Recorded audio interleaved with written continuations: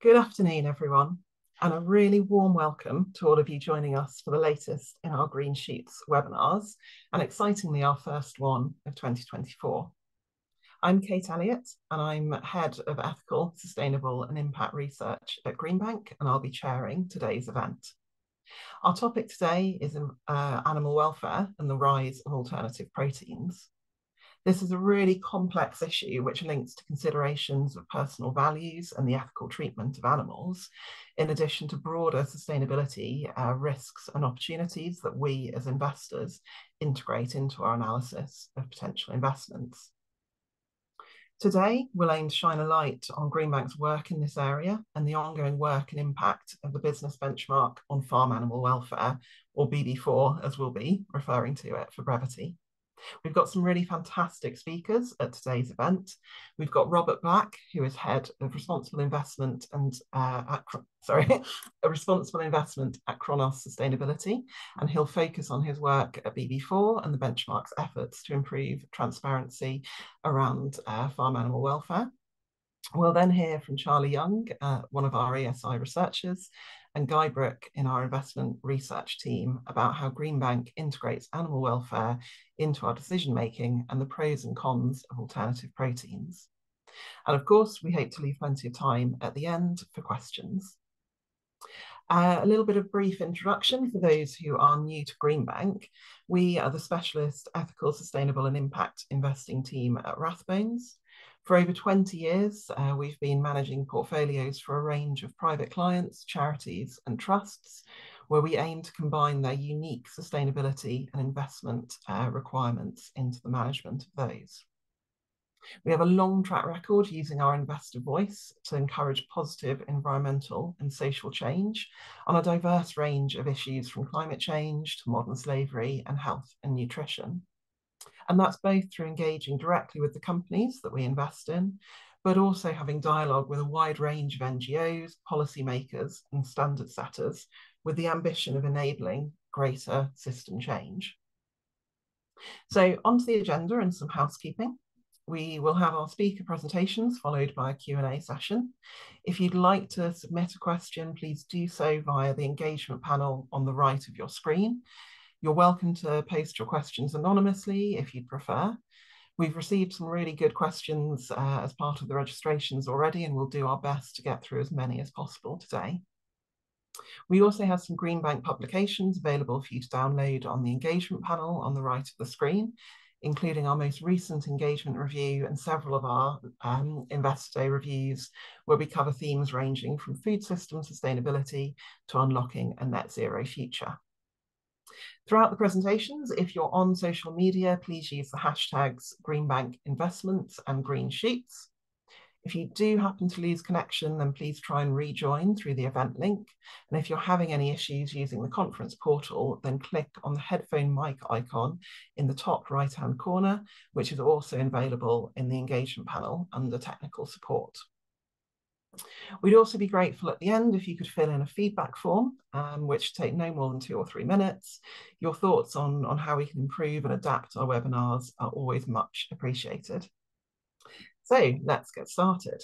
Our first speaker today is Robert Black, Head of Responsible Investment at Chronos Sustainability. Chronos acts as the secretariat to the business benchmark on farm animal welfare, and I believe congratulations are in order as Chronos won the Consultancy of the Year award at yesterday's ED Green Business Awards. Robert leads on BB4's work with the investor community, including running BB4's global investor collaboration on farm animal welfare. Robert, over to you. Thank you, Kate. And thanks for the introduction, and thank you to Greenbank Investments for inviting me to speak at this event. It's going to be a pleasure to speak to everybody on the call about the business benchmark on farm animal welfare today. Next slide, please. So firstly, I'm just going to give this whole presentation is going to be a bit of a whistle-stop tour, but firstly, I'll give an overview of the whole BB4 program. Next slide, please.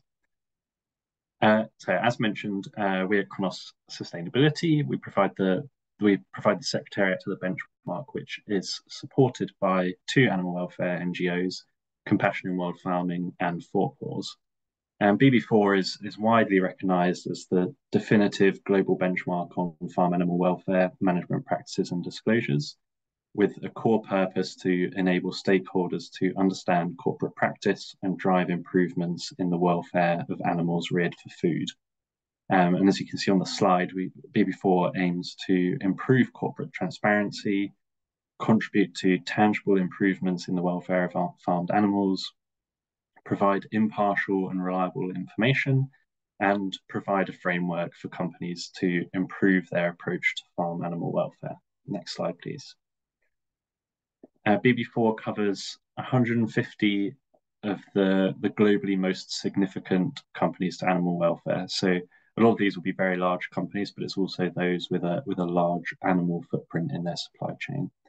And this covers 25 countries and three company sectors. And as mentioned, BB4 also convenes the Global Investor Statement and the Global Investor Collaboration on Farm Animal Welfare that each represent around 30 investors and around 2 trillion pounds in AUM. Next slide, please. So next, I'll give a quick overview of our methodology for the benchmark itself. Next slide, please. Through its indicators, BB4 assesses and looks to improve company performance across specific welfare issues. And the issues as listed here are close confinement. So this is things like tethering of dairy cows or farrowing crates for pigs. It looks at barren environments, so ensuring effective enrichments for natural behaviours are provided. So this will be things like perches for chickens. We look at routine mutilations, so the avoidance of castration and tail docking and beak trimming. We also look at antibiotics use, so trying to kind of eliminate the use of preventative antibiotics. We look at pre-slaughter stunning, which is stunning animals prior to slaughter. And we look at transportation, so trying to keep transportation to a minimum. Next slide, please.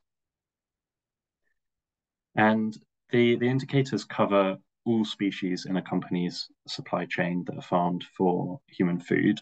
However, we do have specific questions for pigs, laying hens, broiler chickens, dairy cows, beef cattle, and fin fish that are some of the species kind of most exposed to animal welfare issues in the global supply of farmed animals. Next slide. Next slide. So the framework. Oh, next slide, please. Yeah. The framework itself is comprised of 50 questions across 5 pillars. So generally what we're looking for is a company to disclose its policy commitments related to animal welfare and on those key welfare issues that were defined on the previous slide. Its organizational governance and daily operational management of farm animal welfare, its targets related to animal welfare, and its performance on key animal welfare issues. So this would be things like the percentage of cage-free eggs in its supply chain. And then we've got a newly introduced pillar on animal-sourced foods, which I'm going to come to a bit later on in the presentation. Next slide, please. Ultimately, those indicators are all aggregated to an overall score, which results in a public tier ranking. So we've got leadership companies, which are in tier 1, and those with limited to no evidence in tier 6. And you can see the general descriptions we have for a company's progress depending on its tier. So tier 1 and 2 companies is kind of clear that animal welfare is a central consideration for their company. In tiers 3 and 4, work's definitely being done on animal welfare, but it's not necessarily clear how comprehensively it's covering all of their operations. And then in tiers 5 and 6, there might be an acknowledgement of animal welfare, but it's generally limited on no activity on animal welfare. And then in addition to the tier rankings, we also publish an impact rating. So this is an A to F rating based on a company's declared welfare impacts. So that's the proportion of animals in a company's supply chain that are subject to certain welfare improvements. That might be using a higher welfare system.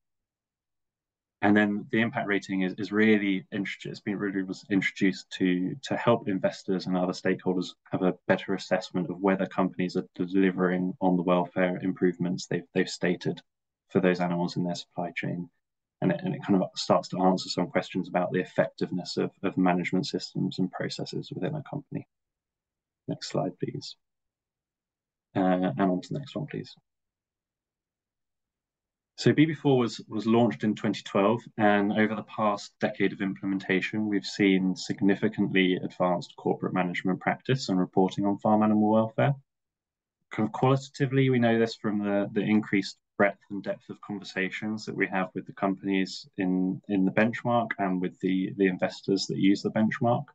But we can also see this quantitatively through the indicators. So, for example, in 2021, the benchmark found 79% of companies that had set farm and animal welfare related objectives and targets. That's versus 26% in 2012. And we've now got 134 companies out of the 150 that at least acknowledge farm and animal welfare as a business issue and something that they need to manage. Next slide, please. Looking at the tier rankings specifically over that 2012 to 2021 period, we've seen increases in the proportion of tier 1 and tier 2 companies. That's those in green on the graph, and tier 3 and tier 4 companies. That's the ones in blue. And this has occurred despite consistent increases in the stringency of the methodology. So, you know, the real world increases are higher than what's actually shown in those tier ranking figures there. And an example of that increased stringency is probably most clearly seen on the performance impact pillar, which didn't exist at all in 2012, but in 2021 was worth 45% of the overall score. Next slide, please. So yeah, finally, I just want to talk a little bit about the recent changes to the benchmark. So after the first decade of annual BB4 benchmark cycles, the partners decided to pause the assessment in 2022 and conduct a detailed revision of the assessment criteria. And the outcomes of that review were to strengthen the emphasis on performance impact even further than that 45% previously, ensure that all of the BB4 indicators remained aligned with the key animal welfare issues that's facing global supply chains at the moment, and to introduce a new focus area assessing company commitments to reduce reliance on animal-sourced foods. And this April, we're going to be publishing the first benchmark in 2 years following this revision. And despite taking a year out of the benchmark, which is always a bit of a concern when you pause something like this, we've had really high engagement levels this year, with over a third of companies commenting on their preliminary assessments. And we're already seeing signs of companies responding to the new changes in their criteria. Next slide, please. Oh, no, sorry, actually, previous slide. But one of the main changes was the introduction of questions on the reliance of animal-sourced foods. And these were introduced in recognition that reducing reliance on animal-sourced foods was going to be key to ensuring that all animals farmed for food are able to be produced in higher welfare systems that are capable of delivering a good quality of life. So BB4, does remain a benchmark that's exclusively focused on farm animal welfare, and it believes that meat production is going to continue to exist in future sustainable food systems. But the introduction of these questions is kind of partly a recognition that the management of farm animal welfare sits within and alongside other social and environmental challenges, such as climate change, and that a reduction in meat consumption is going to be needed to deliver those welfare standards that are necessary. And these questions, they kind of follow a similar structure to the rest of the benchmark. So again, it's looking for whether companies provide an explanation on why reducing reliance on animal-sourced foods is important to them, whether they've got policies in place and have clear positions, whether they have targets, and whether they're reporting on impact. And when we kind of conducted the pilot study on these questions, it became quite clear that we needed to really differentiate between evidence focused on protein diversification and evidence that was on reducing the reliance of animal-sourced foods. Because again, the purpose of these questions is it's not about just providing consumers with more choice, it's about reducing that reliance on animal-sourced foods. So we were, we were looking for evidence around, products kind of labeled as meat, egg, or dairy alternatives, or plant-based alternatives, or alternative proteins. And often, the description of these products would be in the context of enabling, required shifts in dietary consumption or supporting dietary transition. And there just needed to be that link to animal-sourced foods and reduction of animal-sourced foods. Next slide, please. So finally, a little bit on the findings from this new animal-sourced foods pillar. The overall score in the pillar was 9% this year, which is it's a fairly low score, but that just reflects the immaturity of the issue and the fact that it's a new set of questions for the benchmark, and we definitely expect kind of significant improvements in this in the coming years. I think really pleasingly, what we did find was there's already 25% of companies that acknowledge the need to reduce reliance on animal-sourced food. So this is on the radar for a lot of companies already. And then we've just got a couple of examples at the below here from Casino Group and Greg's that just give a little bit of context of where people are talking about the reduction of animal source foods. So for Casino Group, that was in the context of a low carbon strategy. So definitely that nexus between food production and climate. And then for Greg's, it also covered benefits to human health and food security. And with that, I'll pass back to Kate. Thank you very much. Thank you, Robert. Really, really great to see the progress from companies in response to the benchmark over the years, and really just the continued impact that the benchmark is having on this really important issue. Our next presentation will be a double act from Greenbank. So we've got Charlie Young, an ESI researcher from my team, and Guy Brook from Greenbank's investment research team. They'll be taking us through how we at Greenbank reflect animal welfare in our approach to sustainable investment, and also some of the risks and opportunities surrounding alternative proteins. Charlie, over to you. Thanks, Kate. Yes, so as Kate said, I'll be looking at the investor perspective in my presentation, including how Greenbank integrates animal welfare into our company analysis and engagement activity. So next slide, please. Animal welfare is a topic that has both ethical and sustainability considerations that must be assessed by us as responsible investors. We've all likely seen in the media consumer-driven campaigns advocating for the protection and improvement of animal welfare.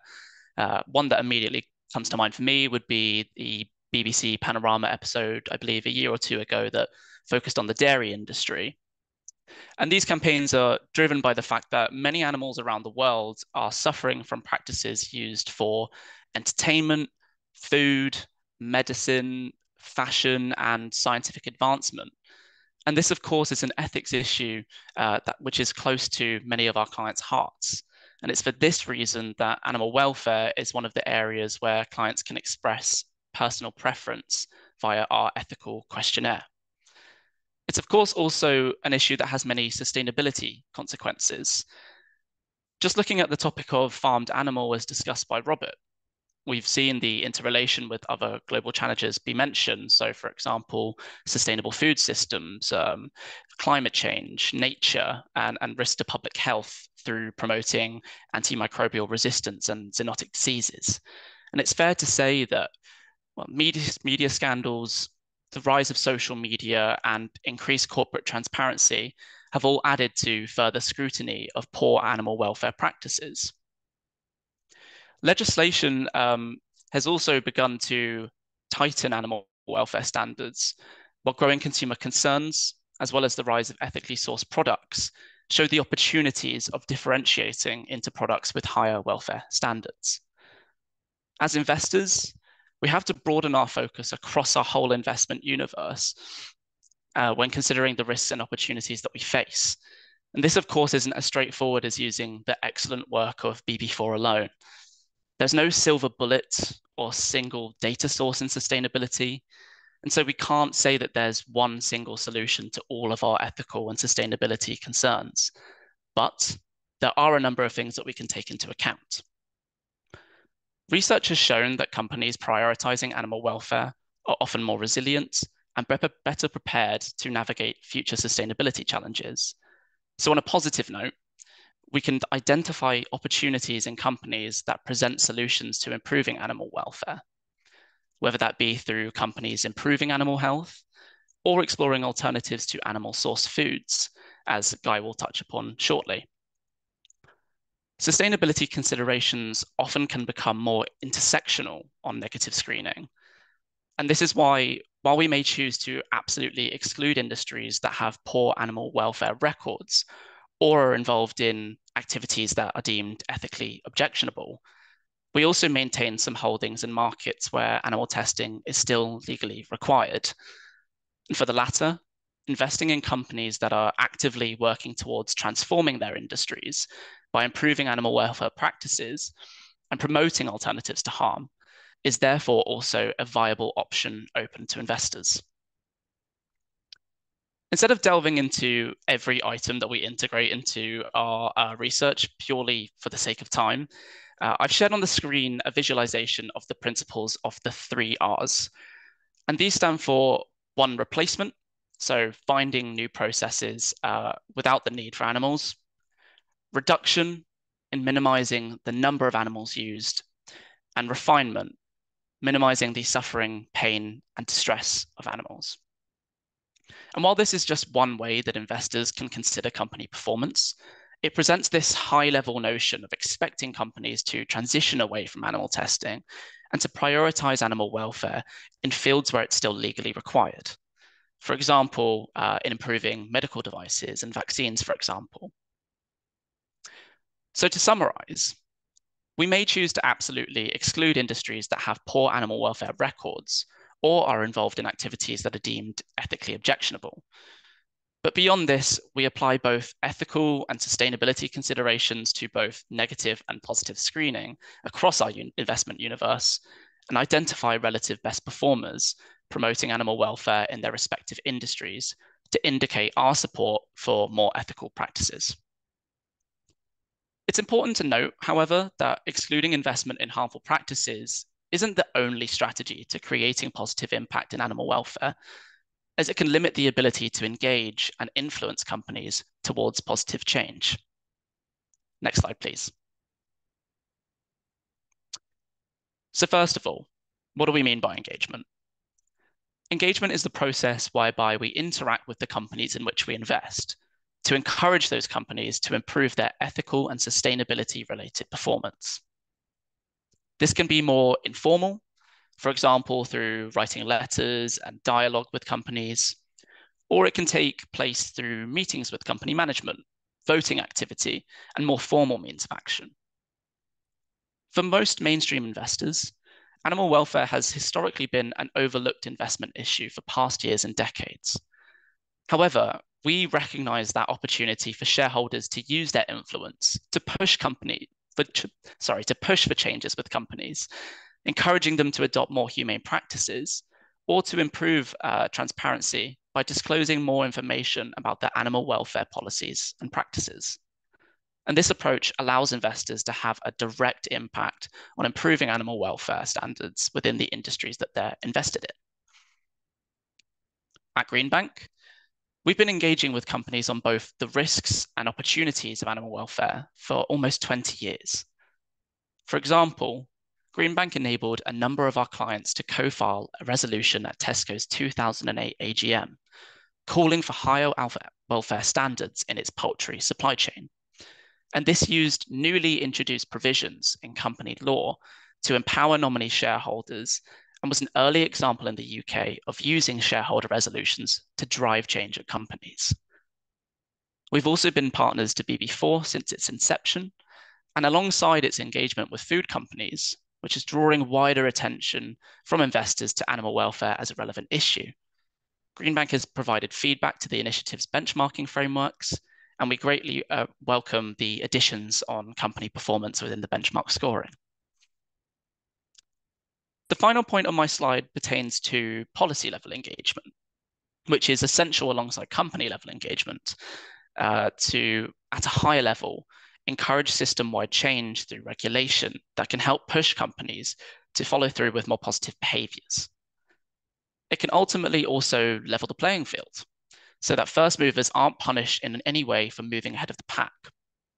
And one way that Greenbank has supported policy level engagement on animal welfare was supporting an investor statement that was sent to EU legislators. It was calling for an ambitious review of animal welfare standards within EU regulation. And these expectations were then later accepted by the European Commission, and proposals now remain ongoing. So that's one for us to continue to monitor. As I mentioned earlier, research has shown that companies prioritizing animal welfare are often more resilient and better prepared to navigate future sustainability challenges. And this gives me a great opportunity to hand over to my colleague Guy, who will now take us through the opportunities we're monitoring with alternatives to animal source foods. Over to you, Guy. Brilliant. Thanks, Charlie. Good afternoon, all. So if we start with an overview of the industry, if you don't mind going to the next slide. We have four main types of alternative proteins. We've got plant-based, insect, microbial, and cultured/cultivated. Through this presentation, you should get more of an understanding of where the opportunities and challenges lie for each of the alternative meats. Next slide, please. So plant-based, it's probably the most well-known alternative meat. The first question is, what is plant-based meat? And it can be broken down into two categories, traditional and novel. So traditional was first developed circa 900 BC, and that kind of refers to wheat, tofu-based products that require minimal processing. Novel plant-based protein is far more complex in its processing. Think more Beyond Meat burgers, Impossible burgers, things like that. According to the Good Food Institute, meat products held 2.5% of the market share last year, and there have been concerns about slowing growth and demand over the past 2-3 years. From a regulatory and technology development standpoint, it's the most advanced out of the alt meats, and it's fairly trouble-free compared to some of the others. So why the struggle? Three main reasons: pricing, taste, and health. So the total price premium across different meat types varied, but on average was 67% higher than traditional. Often the most cited reason affecting an increase in plant-based meat adoption is taste. And over the past 2 years, an extensive survey conducted by UBS shows little progress has been made for dealing with these concerns. In April 2022, 58% cited that improving taste was vital. And finally, if we turn your attention to the table, you can see a nutrition comparison between traditional and plant-based meat. And if you look at the sodium, it's a particular standout, being far, far higher. And the other contentious issue with nutrition is the digestibility of the protein in the products, with further research being conducted at this point in time. Next slide, please. So if we move to cultured/cultivated meats, this is the Frankenstein meat, if you will. It's the meat grown in a lab, but the product is genetically identical to traditional meat. The process is quite complex, and the diagram captures the main elements of the process. So if we were to simplify this, essentially you take a small sample of cells from the animal that you want to replicate, you isolate the relevant stem cells, and you create a line that can be replicated infinitely. You place cells in a medium with all the ingredients which are essential for life.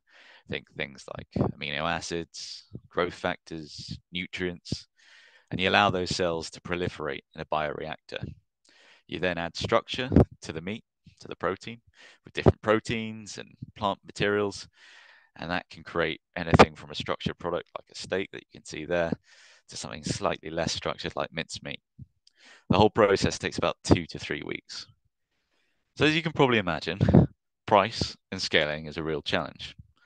So late last year, I met with a biotech Oxford spinout, and their aim over the short term was to get the price of 1 kilo of minced beef below $500 in the short term.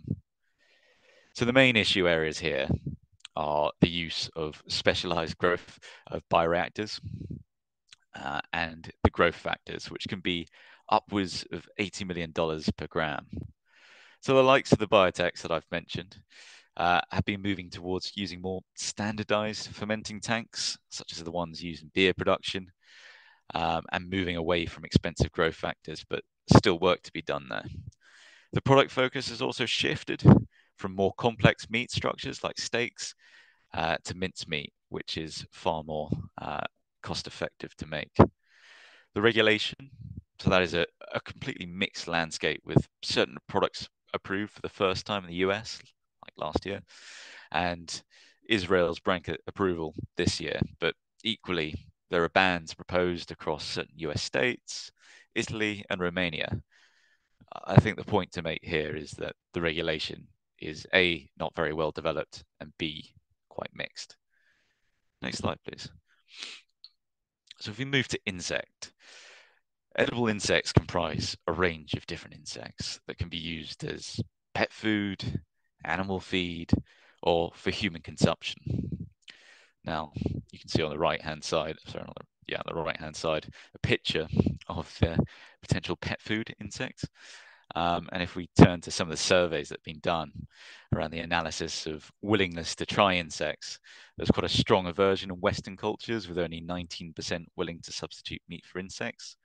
However, 75% of those participants were happy for insects to be used in animal feed, with Insect, one of the largest companies, spelt with a Y with an umlaut on the insect, getting approval for insect-based pet food last year. The nutritional composition of insects are dependent on the specific species and life cycle stage, but generally speaking, high protein content, around kind of 60%. And like oily fish, they're high in essential fatty acids. The production process, you can kind of see in that picture there, can be more kind of vertical farming in nature. You can also have small scale farms as well, but kind of think stacking of plastic trays on top of one another. So some of the other issues at play here on the ethics side are insect pain. We've talked a lot about animal welfare before, so we have to mention it here.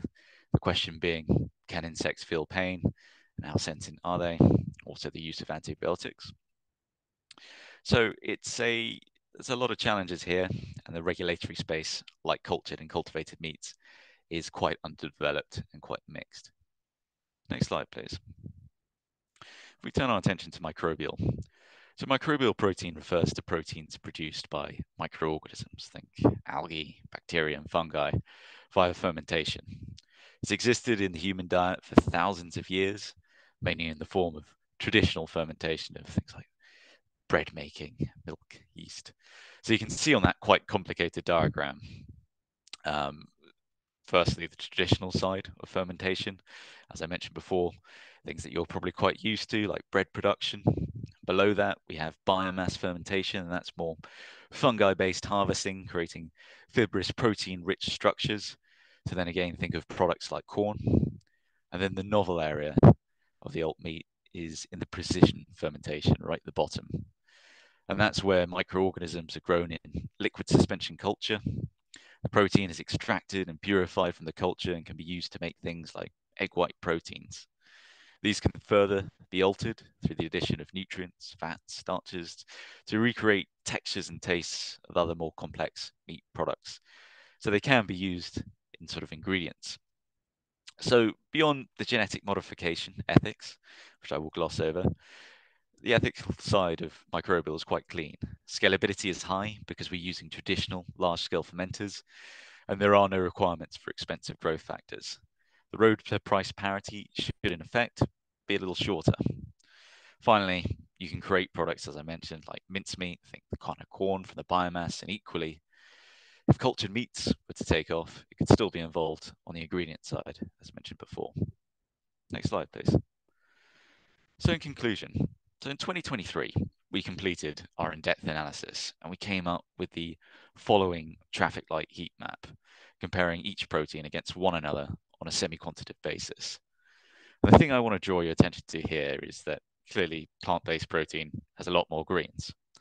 And really what that reflects is the more mature nature of the market versus some of the other nascent technology risks of the others. That does bring opportunity, but we do feel that there is significant space for other alternative meats to capture both share in the alt market and in the traditional meat market. As we get closer to price parity, and the environmental impacts of intensive agriculture are taken more seriously. No one of the alt meats I've mentioned are clear winners at this point, and we'll continue to monitor the developments in this space. Thank you. Thank you to both Charlie and Guy. Really fascinating presentation there. I'd now like to welcome Robert back for the Q&A, and a reminder that if you would like to submit a question, please do so via the engagement panel on the right of your screen. While those are coming in, I'd like to start with one question for Robert. And it's been fantastic to see the progress and the impact of BB4's work since the inception of the benchmark. I wonder if you can kind of talk about what you're hearing from companies and the challenges they face in improving their performance further, and perhaps how investors and other stakeholders can most effectively push for that change. Yeah, absolutely. And yeah, thank you, Charlie and Guy, for the presentations as well. They're really interesting. So yeah, BB4, as I showed in the presentation, we cover like a very wide range of issues and a wide range of companies. So there's a plethora of challenges that come back to us for any one of those issues. But I think two that we do quite commonly get are costs. So higher welfare systems do tend to cost a little bit more. So that might be upfront infrastructure costs, or it might be increased costs from things like using a lower stocking density or using longer life breeds that will be on farm for a longer period of time. And then the other one is how you kind of how a company manages animal welfare alongside those other sustainability challenges that they're looking at, and some of the interdependencies between those different issues. So, I mean, for example, the argument that higher welfare will be more carbon intensive. So how does a company deal with its net zero targets alongside the animal welfare commitments it's making? And I think for BB4, our argument is that this isn't about either or, it's about creating sustainable food systems, and animal welfare is absolutely critical to any future sustainable food system. So how do you go about kind of managing and trying to improve practice on those things? I think there are a few things you can do. So there's some practical points, which maybe isn't so much for the investors, but on the costing, there are aspects such as longer term contracts or centralized buying that can give suppliers a little bit more certainty on the demand for the higher welfare products, and gives them more ability to make those investments that they need to transition their production to higher welfare. We at BB4 have certainly heard the role of investors, and how investors asking companies about animal welfare really supports the advocates within a company to drive that agenda. So that was one of the key reasons we set up the global investor collaboration in animal welfare. And through that, we coordinate a letter writing exercise with all of the investors every year, and that's kind of commonly come back from the companies that's really helped them kind of move things forward. So just having those conversations is really important. And equally, having those in your kind of individual engagements, it's acknowledging that animal welfare sits alongside these other issues, and allowing them to explain how they're managing animal welfare alongside the other asks that you have of companies. And then I think one kind of slightly more general point is a lot of these animal welfare challenges are systemic and do require collaboration. So it's, the companies need to speak to their supply chains and work with their supply chains. They need to work with industry peers.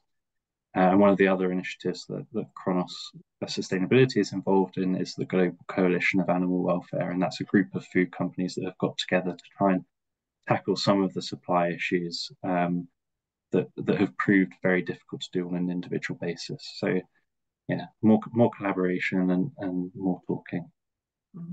Yeah, it's certainly a challenge we see across a lot of our different engagement topics, of that need to address quite complex issues with joined up thinking and a common voice pushing for that positive change. One quick follow-up with you, Robert. There's a question that we've had through around any regional variations you see in the benchmarks results, because it's often kind of perceived that perhaps the UK has higher welfare standards. Is that something that you see in your data, or any comments on kind of regional variation? Yeah, so we definitely do see variations in regions, and the UK is the kind of the best performing country in the benchmark, followed by Europe as a whole, and then the other regions are a bit further back. I think the reasons for that are probably myriad. I was speaking to a colleague the other day, and we were having quite an interesting conversation about how maybe some complementary kind of legislation has supported animal welfare in the UK. So there are things like food traceability and laws around traceability of food and food safety standards.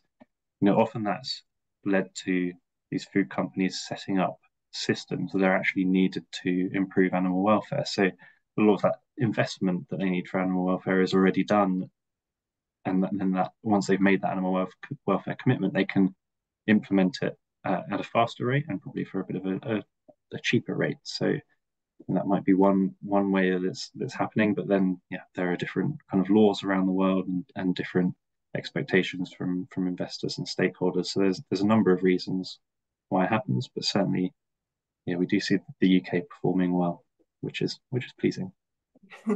Yes, it is. One that perhaps I'll take that we've had in is around kind of considerations of intensive livestock farming versus less intensive measures, and whether some of the sustainability implications of animal protein production we've been talking about are universal, or kind of we can solve it by moving to lower intensity. And I think it is really important to note that lower stocking densities do create that potential environment where many of these animal welfare concerns can be addressed more easily. But we do have to face the fact that moving to lower stocking densities will require a lower consumption of animal protein across the board. And there's a fantastic body of research that's been produced by the Eat Lancet Commission, where they've developed what they call a planetary health diet, where you've got kind of broad ranges of the types of food and the type of diet that we all ought to be aiming for in order to achieve the best health outcomes, but also the best outcomes from an environmental perspective. And animal protein, importantly, does feature within this diet. So it's not advocating for a move away from that in its entirety. But what you see is that the current levels of consumption globally are around 2.4 times what that commission is kind of advocating for. And you look kind of regionally in North America, it's over 6 times the recommended volume of animal produced protein that's in people's diets. So it's clear that shifting diets will play a really critical role in helping us move away from kind of animal protein in general, but moving from higher intensity, lower kind of welfare outcomes for animals to those low intensity farming practices. Robert, I don't know if you want to kind of add any comments on that point. Yeah, I mean that, for BB4, we're not advocating for removing animal protein at all. It's the introduction of these new questions is precisely the point you've made there. It's just acknowledging that for meat, for animal sourced protein to be produced at the higher welfare standards, which it needs to be for a sustainable food system, there is a certain level of consumption that's needed, and yeah, there's lots of research out there. We don't actually have a position on what the level should be. I think that's probably for a company to work out what its appropriate level is. But yeah, that's the introduction of those questions, and we certainly certainly, yeah, see meat being as part of the sustainable food system in the future. That's great, thank you. And unfortunately, I think we're going to have to draw the Q&A to a close at that point. But I do want to end by saying a massive thank you to our speakers today. So thank you to Robert, Charlie and Guy for your insights in today's webinar. The recording will be available to view on demand, will be posted on our website in the next couple of days. So do please share the link to that with anyone who wasn't able to join live today. Please also take the time to explore our other areas of focus on Greenbank's website and how we integrate those broader sustainability themes into our investment approach. We'd be really grateful if you could take a couple of minutes to fill out the feedback form. The link is on the engagement panel. But yes, just most importantly, a final thank you to everyone who joined us today, our fantastic speakers, and enjoy the rest of your afternoon.